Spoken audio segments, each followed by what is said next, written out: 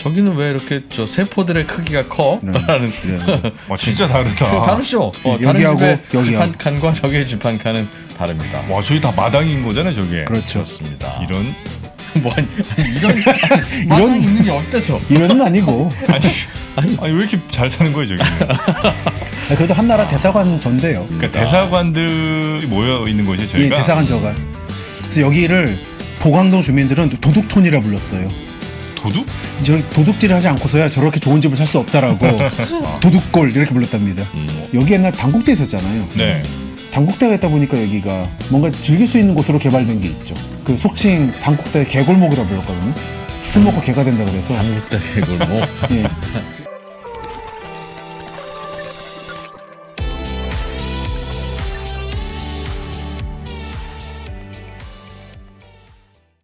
김시덕 박사와 함께하는 도시야사. 네. 오늘은 조금 돈 센 얘기 한번 좀 해보겠습니다. 자 오늘도 저희와 함께 용산 이야기 좀 마무리해 주실 우리 네. 김시덕 박사님 어서 오십시오. 네, 안녕하십니까. 안녕하세요. 네.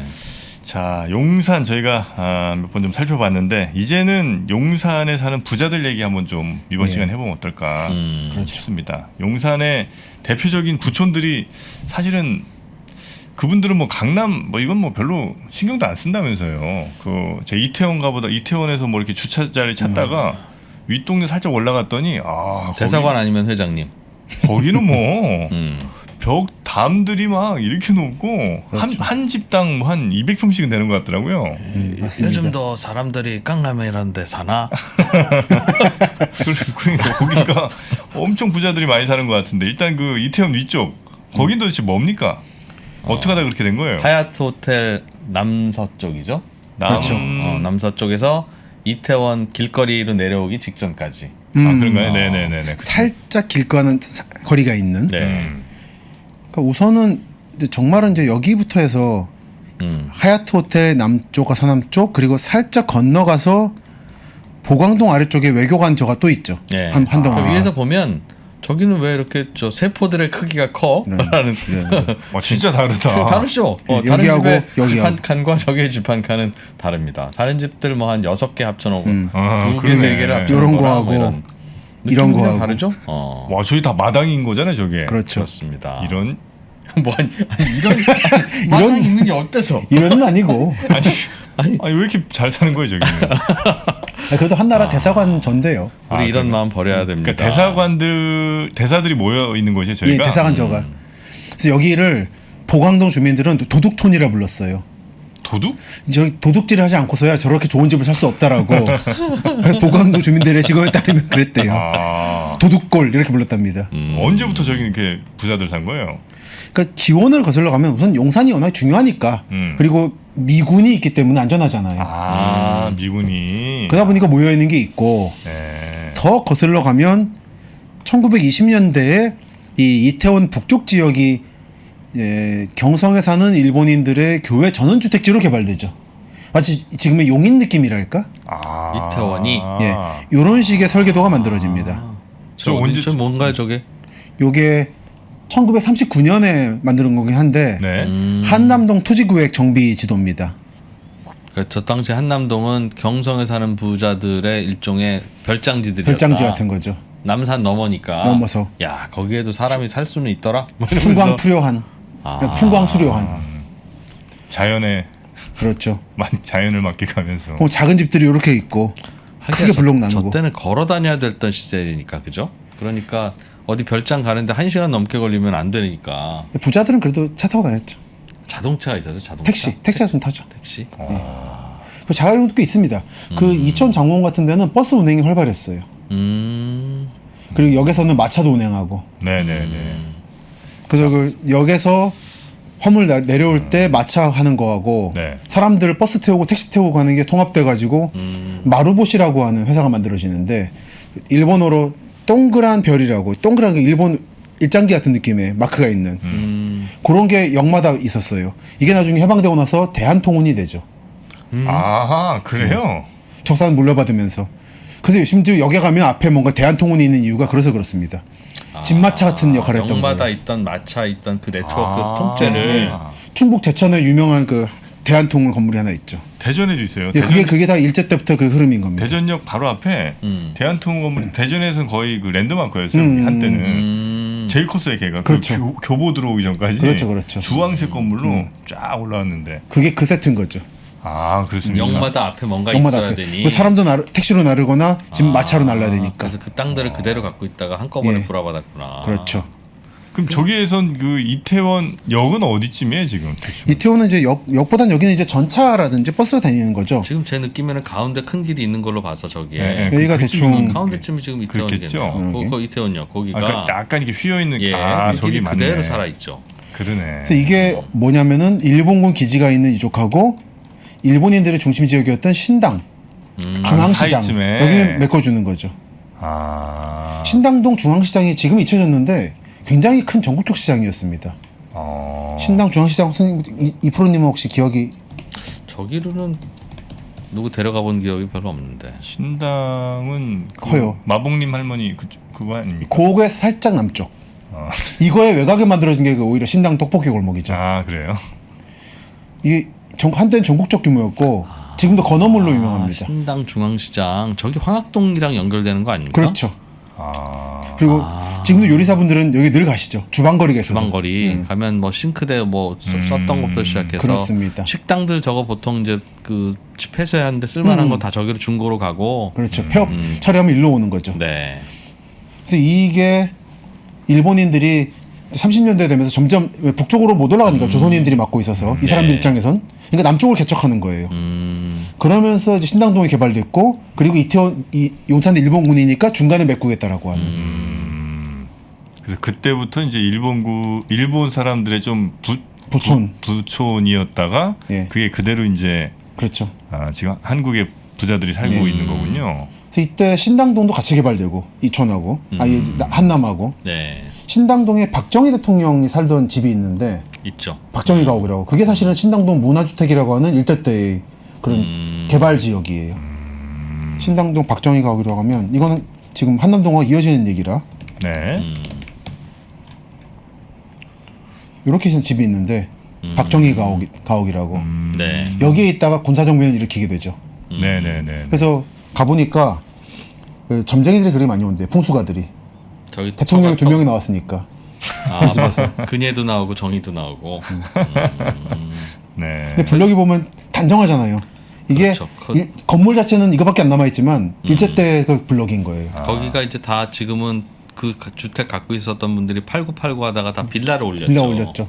그리고 빌라를 지금은 올려서 계단 가운데 놓고 양쪽 두 집으로 만드니까 한 집이었던 땅을 두 집이 쓰는 그렇죠, 거예요. 그렇죠. 그렇게 4층으로 올리면 8집 이제 그렇게 쓰는. 맞습니다. 저기 얼마 전에 박정희 가옥에 한번 가봤는데 평일날도 그냥 오픈합니다. 가서 보면 이게 작다고 하기도 그렇고 작지는 않아요. 그러나 또 뭐 대궐처럼 크냐 그렇지도 않고 마당도 있긴 있는데 다 합쳐놓으면 이 스튜디오만 하고. 그렇죠. 아담하더라고요. 조금 그냥 길쭉한. 끝에 가면은 네. 그 장군님과 그 여사님과 함께 사진 찍을 수 있는 포토존도 있고. 그렇죠. 왜 가셨어요, 근데 거기? 그냥 지나가다가 그 어떻게 생겼나 이제 보러 갔죠. 그러니까 거리가 마루에서 밥 먹다가 옛기놈하고 숟가락 던지면 그냥 마당 끝에 벽에 딱 부딪힐 만한 그런 거리. 즉 앉아서 던져도 날아갈 거리. 거기서 뭐 이렇게 눈물 훔치고 오시고 이런 건 아니겠죠? 저거 왜 거기서 눈물 흘립니까? 네. 사진은 있지만 안 보여드리고 굳이 뭐. 네. 같이 개발됐다 보시면 됩니다. 이 라인이.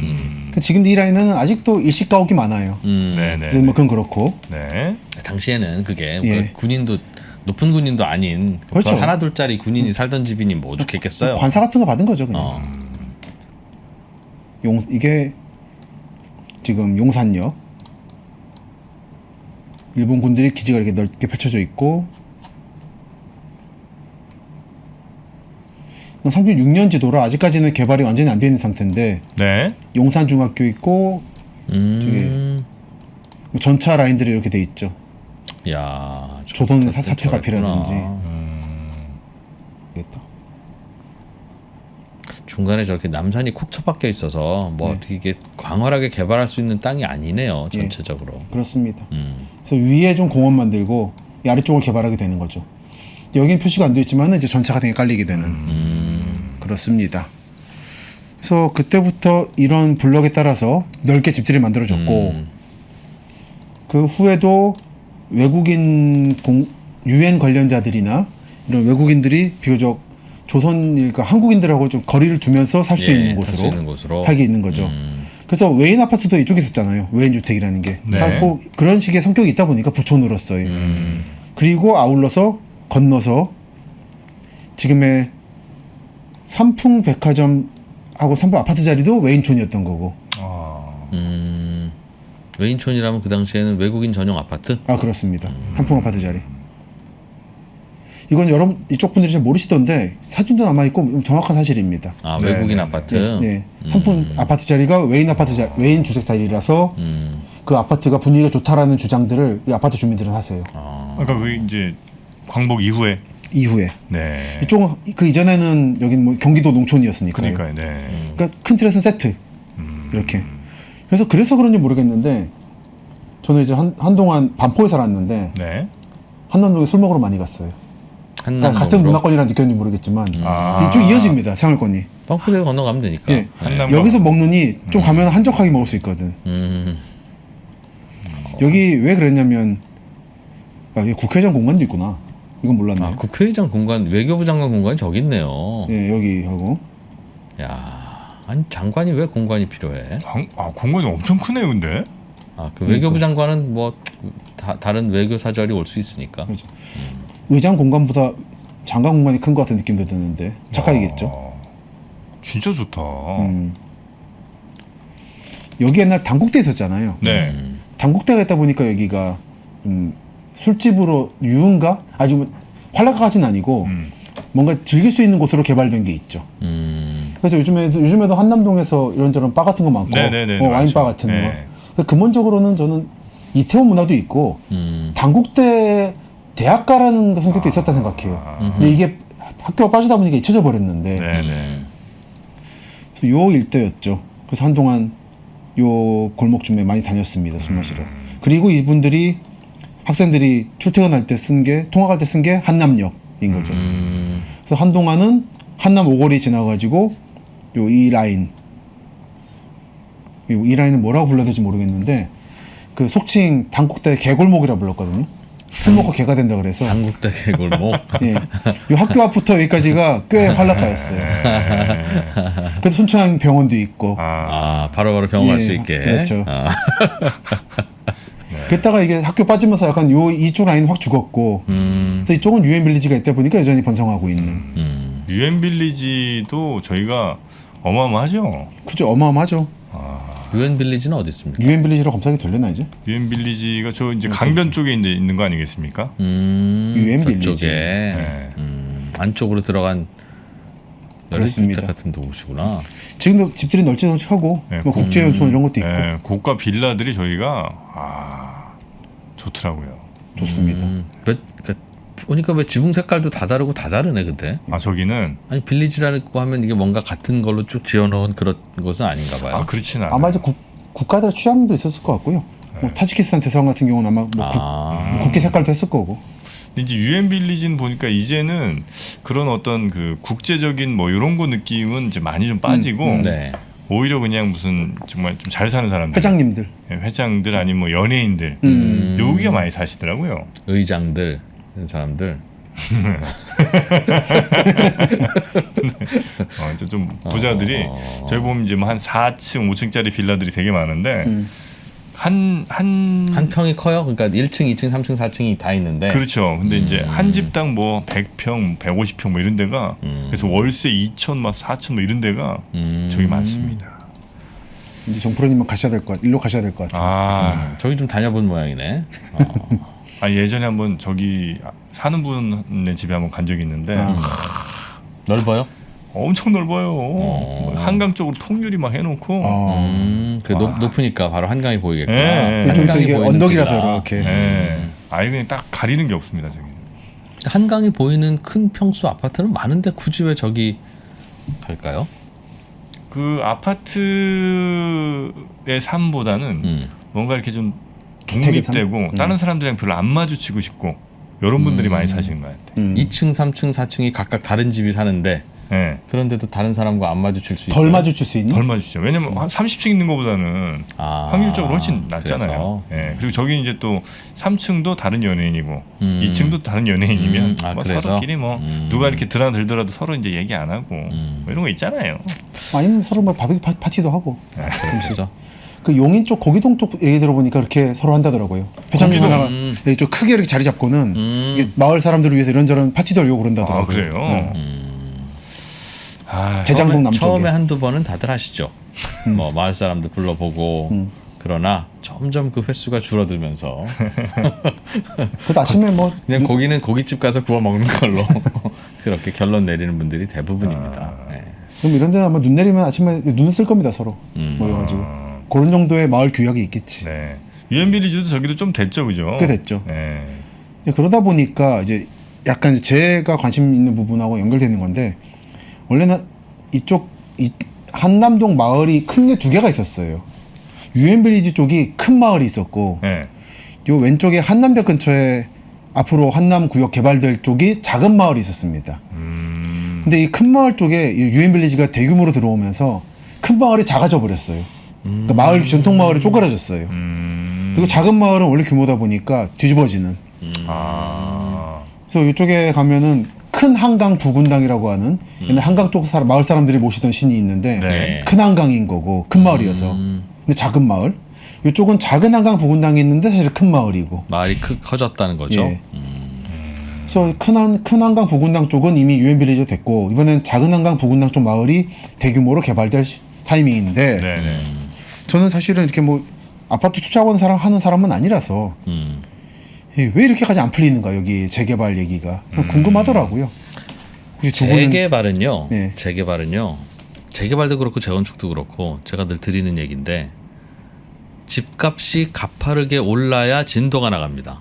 가파르게. 올라요. 왜냐하면 야 이거 우리 다시 부시고 아파트 지으면 1인당 3억씩만 내면 아파트가 나중에 얼마 되겠냐. 요즘 15억에서 20억 갔으니까 그 다음엔 한 25억 될 거 아니냐. 그러면 지금 이렇게 하면 와 한 집당 10억씩 버는 겁니다.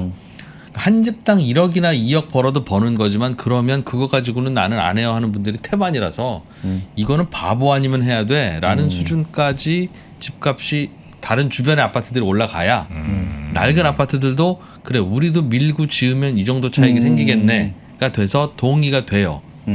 그래도 안 하시는 분들도 많아요. 그렇죠. 뭐 여러 가지 이유로. 그러니까 그럴 거라면 그 집 나한테 비싸게 파쇼. 내가 그래서 할게 하고 할 만큼 그렇게 아파트 값이 많이 올라야 되고 안 오르거나 내리는 그때는 되다가도 안 돼요. 그런데 우리나라 아파트 값은 오르다가 내리다가 오르다 내리다 하는데 오를 때는 주민들은 하려고 그래요. 그런데 잠시 후에는 정부가 금지. 안 돼. 재개발 끝. 왜냐하면 올라가면 또 집값 들썩들썩거리고 재개발 단지 자고 나면 억이 올라 뭐 이러니까 금지. 그러다 이제 집값이 좀 안 오르기 시작하면 이제 정부는 그 규제를 풀어주는데 그때부터는 주민들이 안 해. 근데 다시 올라가기 시작하면 이제 주민들이 하는데 정부가 못하게 해. 내려가면 주민들이 안 해. 그게 반복된다 이거죠? 반복되는 겁니다. 그러다. 그렇게 해서 중간중간 되는 곳들은 어정쩡한 상황에서 후딱 해버리는 심지어 집값이 내려가는데도 불구하고 주민들이 해버리는 이제 그런 경우에는 되죠. 그러니까 특히 이제 강남의 아파트들 중에 최근에 재건축이 잘 돼서 올라온 것들은 그 당시만 해도 야 이거 될까 말까 이러는데 주민들이 그냥 해. 나중에 언젠가 오르겠지 뭐 이런 또는 느낌이에요? 해. 나 딴 데 집 있어. 하는 분들이 모여 있으면 이번에 반포 그거는 주공같이 돼요. 그렇죠. 그런 것들은 돼요. 그런 것들은 되는데 이제 집 한 채밖에 없는데 이게 이렇게 되면 어쩔까 이제 이렇게 되면 다 안 되죠. 그래서 요즘에 남쪽에는 잠실 주공 5단지, 음마, 그 북쪽은 한남동 여기가 참 그렇더라고요. 아직 안 풀리고. 네네. 특히 이쪽은 그나마 이제 강남 쪽은 집들이 아파트 하나하나 크니까 그 규모가 모르겠는데 이쪽은 너무 작아가지고 자잘해서 그래서 어려운가 싶기도 하고. 네. 그렇기도 하고 그리고 이미 시사익을 노리고 들어온 기대 수요가 너무 막 커서. 그리고 아파트는 3동 202호는 무조건 3동 202호잖아요. 거기는 집이 한 채밖에 없어요. 집주인이 3동 202호의 집주인이 여러 명이 되는 케이스는 없어요. 되더라도 어차피 그건 하나 가지고 나눠 가지고 하면 되는데 우리는 단독주택들이 모여 있는 곳은 다세대를 올려버리면 그렇지. 집이 한 채밖에 들어서지 않을 곳에 빌라를 지어서 올려버리면 네 채가 들어서게 다섯 채가 들어서게 되는. 그러면 다 동의를 받아야 되니까. 또 동의도 받아야 되고 다 나눠 가져야 되니까 n분의 1을 해야 되니까 갑자기 사업성이 떨어지게 되는. 해봐야 똑같은 피자 여러 조각으로 갑자기 자르면 먹을 거 없으니 에이 피자 굽지 마 이제 이렇게 되는 일도 벌어지고. 그 대표적 지역이 이 동네인 것 같습니다. 네네네. 그래서 당분간 어렵겠네 저기. 계속 그래서 엎어지고 있죠 요즘에. 점점 더 그 재개발 재건축이 점점 더 어려워지면 어려워졌지 이게 쉬워질 리가 없습니다. 그러니까 아마 대규모 아파트 단지는 안 될 거고 조그맣게. 그래서 굉장히 파격적인 어떤 혜택을 줘야 저 집들이 이제 그런 어려움에도 불구하고 올라가는데 파격적인 혜택을 주는 것에 대해서는 또 반대일 가능성이 높거든요. 그래서 앞으로는 재건축 재개발이 그 저거밖에는 답이 없지만 점점 더 어려워질 것이다. 어려워질 것이다. 네. 아유 알겠습니다. 재개발은 쉽지 않다. 특히 대표 사례가 이 한남 3구역이다. 삼구역, 한남에도 뭐 사구역. 3구역 있고 5구역도 있고 뭐 그렇죠 다. 그렇죠. 네. 볼까요 한번? 한남 뭐 1, 2, 3, 4, 5가 다 있겠습니다만. 누가 잘 해놨네. 네. 나인원 한남이 거기도 재개발한 데인가요? 거기는 아마 땅을 사서 원래 아파트가 있었던 곳에서 막 땅을 이쪽 사서 군부대 아니었나 싶은데. 예. 여기 지금도 미군 부대 남아 있잖아요. 민- 조그맣게. 아 저기 군부대예요? 예, 예. 딱 보면 미군 부대 색깔이잖아요. 이 색깔. 저 앞에 있는 저 공원 땅을 그래서 서울시가 공원으로 사들여라. 그대로 그냥 그리고 공원으로 둬라라고 하는 게 저 나인원 한남의 주장이고 아, 무슨 소리냐 저 넓은 땅에 아파트 또 지어야지 라고 하면서 부영인가 어딘가 아마 팔았던 것 사랑으로 같은데 예, 그 군부대나 애매한 데는 꼭 부영에 사더라고요.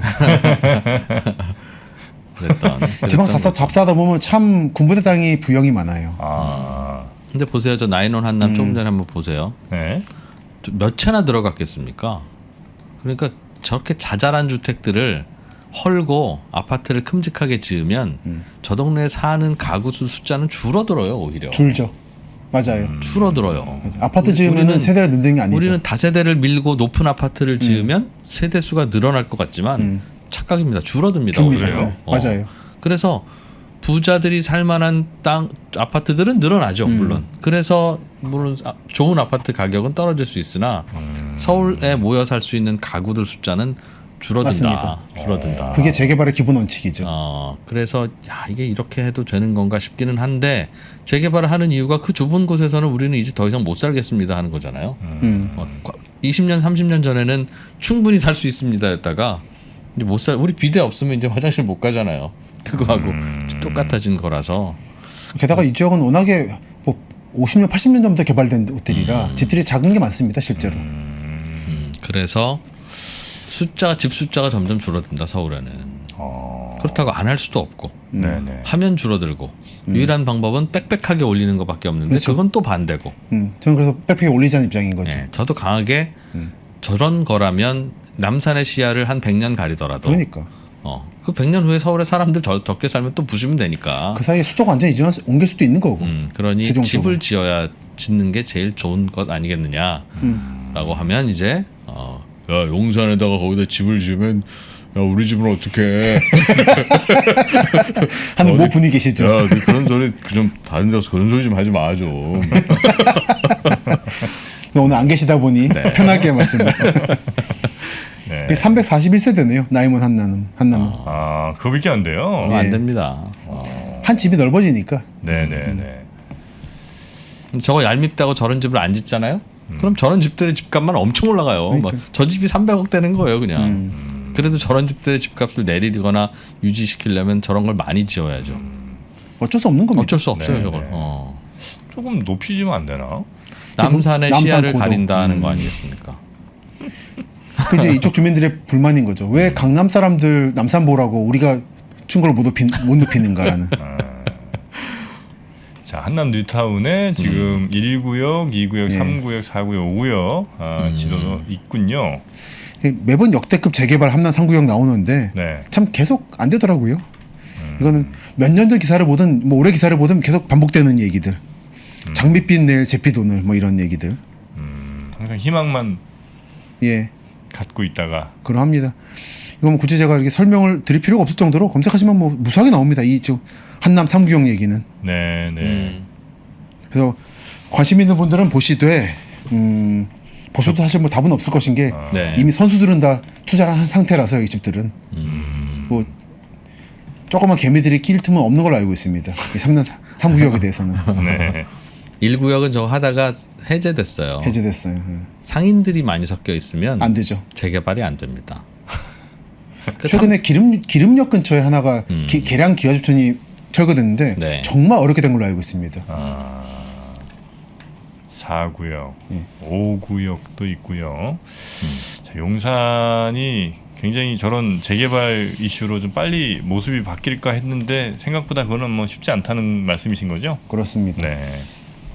그 제 입장에서는 이제 답사 입장에서는 요 동네가 지난 100년간의 시층이 많이 모여 있어서 여긴 참 사진 찍은 거 좀 많이 있으시겠네요. 많죠. 근데 몇 장 좀 보여주세요, 한남동. 그럴까요? 네. 이제 두 제가 번째 한번 책인데. 답사팀을 안냈던 사진이라서 쭉 빠르게 볼 수 있는데 동안냉면, 동안냉면 저기 있군요. 네, 본점 이렇게 딱 물냉면, 비빔냉면 네. 저기는 이렇게 생겼습니다. 네.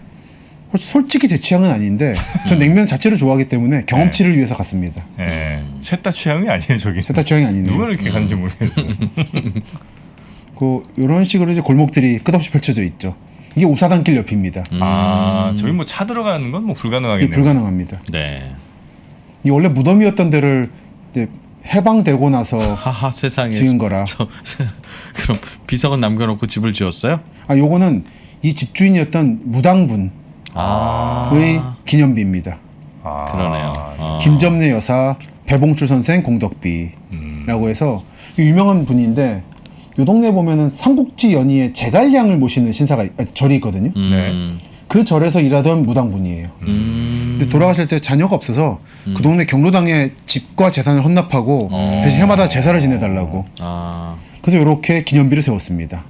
덕분에 요 동네 경로당 분들은 해외여행 자주 하셨다고 그 재산으로. 요 동네 그래서 포인트고요. 네. 보광동이 이렇게 생겨서 그리고 주미 아파트라는 데인데 네? 주미 아파트 상가 아파트입니다. 주상복합이에요? 주상복합. 주상복합. 여기에 이런 식으로 김수근식의 항아리 깨가지고 벽 붙이는 이게 남아 있어요. 저게 금수근님식이에요?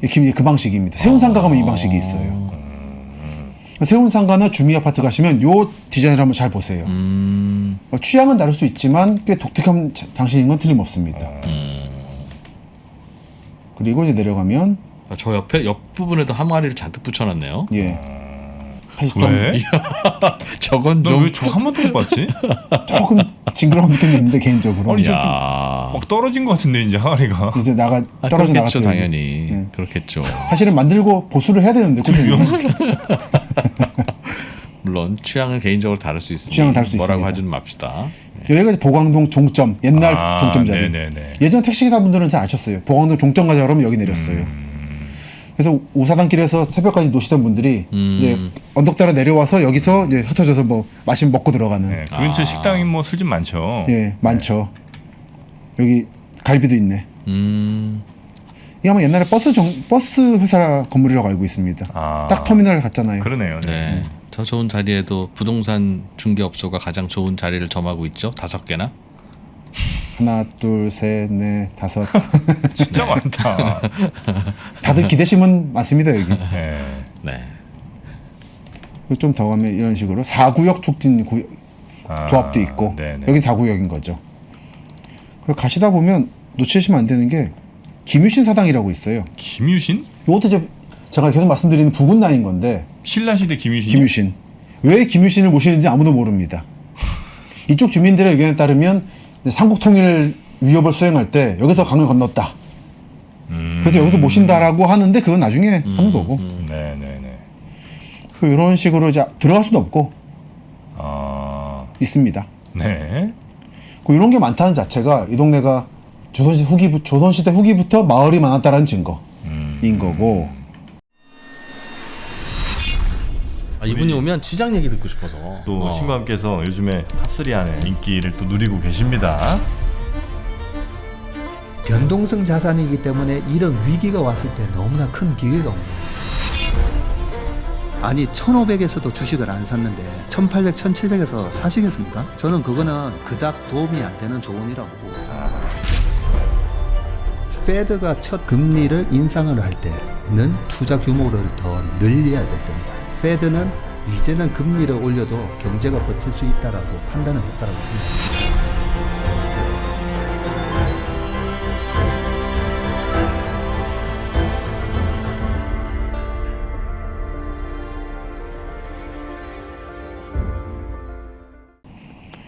여기 가보시면 많이 보실 거예요. 한남 맨션이라고. 맨션. 예.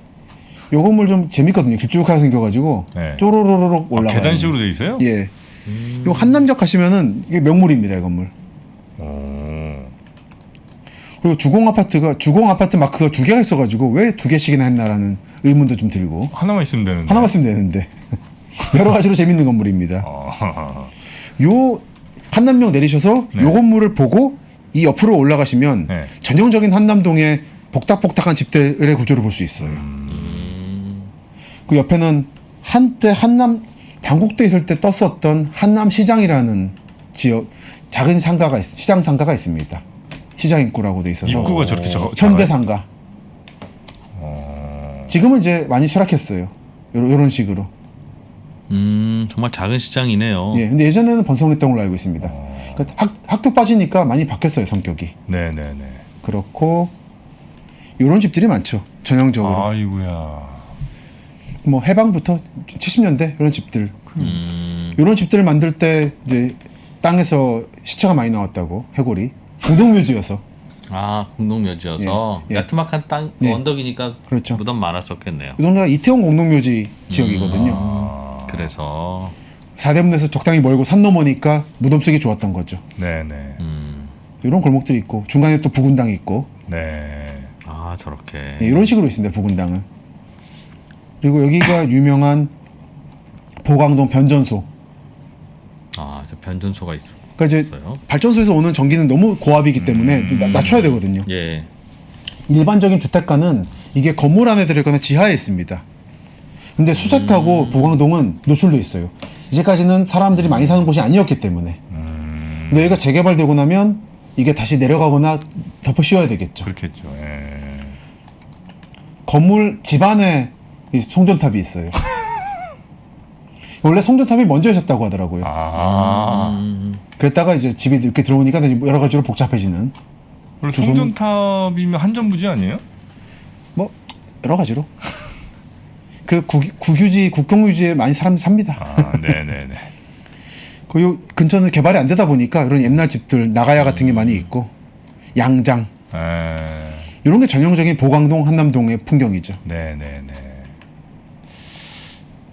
그리고 이제 조금 한두 개만 보면은 여기가 보광사라고 제갈공명을 모시는 부군당. 무후묘, 제갈공명을 무후라 부르니까. 네네네. 그래서 이런 식의 게 있습니다. 아, 그 안에가 저런 게 있어요? 예. 안에 들어갈 수가 있는데 말씀 잘 드리고 가면 이제 제갈량이라든지 이렇게 그림들이 있습니다. 그리고 내려오면 주미 아파트 있고 이런 예쁜 건물도 있고. 아, 계단을 잘 만들었어요. 옥상 가는 계단을 예쁘장하게. 저렇게 신경 써가지고. 네. 디자인 누군지 알 수 없는 디자이너가 만든 건물도 있고. 요 일대는 상이용사 주택이라고. 이게 6.25 때 부상 입은 분들을 이승만 정부 때 집단 이주시킨 곳입니다. 요게 이제 보광동 쪽에서 최초의 주택이라고 말을 하고 이런 거 지을 때 땅에서 미처 못 옮긴 시체가 많이 나왔다고 하는 거죠. 야, 미니멈 저한 50년 이상은 무조건 되는 건물이겠네요. 그렇습니다. 네. 그리고 요거가 좀 되겠다. 요게 이제 요즘에 무당분들에게 핫한 민비선왕이라고 하는 영빨이 높은 나무입니다. 보면 뭔가 잘 차려져 있죠. 누군가 상주하고 계세요. 관리자분이. 네네네. 이 나무 자체는 보호수인데 민비성황당이라고. 이모군란 때 여기서 이제 등에 엎여가지고 명성하고 민씨가 강 건너갔다고 하는 주장이 있어서. 그래서 가보면은 그 바로 뒤에 이제 고급 아파트가 들어서서 네. 주민들이 항의를 하기 때문에 북이나 징을 치지 말라 이런 경고문도 있고 소음부로 있고 그렇습니다. 이게 한남역에서 이제 고수부지 가는 길 가시면 나와요. 저런 성황당 같은 거는 저 사유지는 아니죠? 이거는 이제 고수부지니까 이제 국유지라고 할 수 있겠죠. 아, 그렇겠죠. 네. 근데 좀 크게 뭐 이렇게 피해 주는 건 아니라서 놔두는 것 같아요. 네네. 근데 저번에도 한번 말씀드렸는데 블로그 보다 보면 요즘 핫한 굿당들이 많이 올라옵니다. 이제 일반적으로 검색 못하는 것들을 그렇게 이런 식으로 찾을 수가 있어요. 근데 보면은 이제 꼭 친절하게 설명돼 있어요. 여기는 민가가 옆이어서 좀 징은 어렵겠으나 조용히 기원은 드릴 수 있다. 이런 식의 친절한 설명들이 있죠. 야. 요거까지 보시면은 이제 한남의 코스가 완성됩니다. 네. 자, 이런 게 이제 용산, 특히 이제 용산의 좀 오늘은 오른쪽. 네. 네, 그래서 보광동, 뭐 한남동, 이태원, 이런 데를 한번 저희가 쭉 살펴봤는데. 서울역 주변을 안 봤는데 그건 나중에 뭐 중구 쪽 볼 때 따로 보죠. 네, 알겠습니다. 용산. 네. 이제 미군이 떠나고 나면 이제 아마 다시는 외국 군대가 주둔할 일은 별로 없지 않을까 하는 생각을 해보는데 뭐 미래야 또 모르는 거니까. 네. 네. 요즘에 쿼드라든지 동맹들이 다시 활발해지고 있어서 네. 다른 형태로 저는 연합군이 들어올 수 있다 생각이 듭니다. 그런가요? 예. 이제는 문제가 북한이 아니기 때문에 더 큰 문제가 이제 있기 때문에 네. 그렇습니다. 예상하고 있습니다. 알겠습니다. 자, 용산의 지금 현재 과거 그리고 미래까지 잠깐 나눠봤습니다. 자, 그러면 저희는 다음 시간에 더 재미있는 이야기로 여러분 찾아뵙도록 하겠고요. 오늘도 저희와 함께 해주신 김시덕 박사님 대단히 고맙습니다. 고맙습니다. 예, 감사합니다.